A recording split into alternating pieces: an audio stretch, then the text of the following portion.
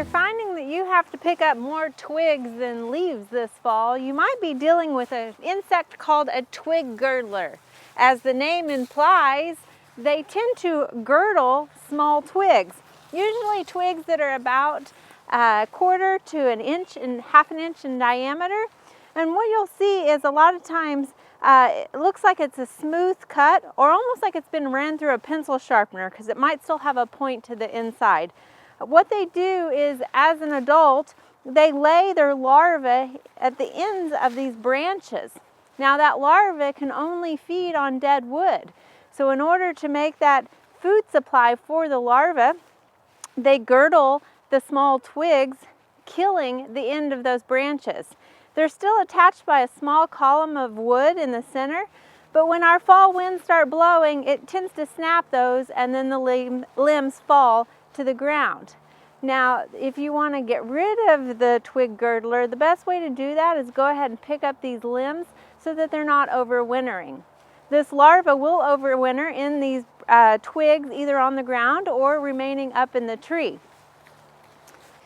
Twig girdlers are longhorn beetles, so as their name applies again, they do have long horns that are usually, or antennae, that are usually about as long as the body of the insect. In its immature state, it's a small white grub that lives inside of that.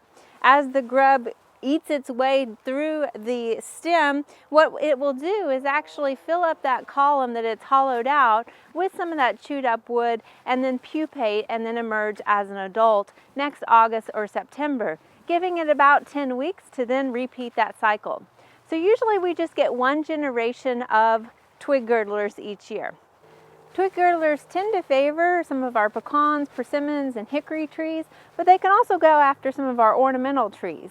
Usually they're just more of an aesthetic problem, creating some disfiguring to the symmetry of the shape of the tree. But on some of our pecan trees, they can actually reduce your crop load because that's where the nut is on the outside of that tree. The best way to eradicate them from your yard is just go out and pick up those limbs and destroy them so that you remove that insect so that it's not there next season. We hope you enjoyed this video. It's part of our Oklahoma Gardening YouTube channel. You can also find even more videos on our OK Gardening Classics YouTube channel. And join us on social media for great gardening tips, photos, and discussion.